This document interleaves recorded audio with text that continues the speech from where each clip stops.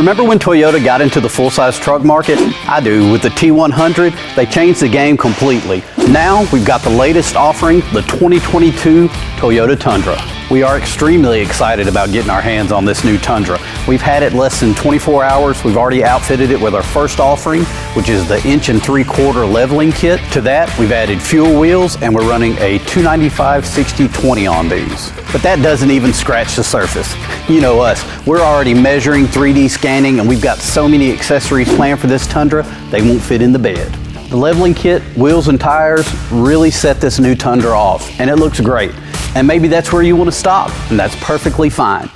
But if you don't, be sure to subscribe and click that notification bell, because I guarantee you, once I pull this out and take it back to R&D, it's never going to look the same again. So whether you've just picked up your new 2022 Tundra and want to get it leveled and looking great, or you're considering buying one, be sure to check out roughcountry.com for all the available accessories.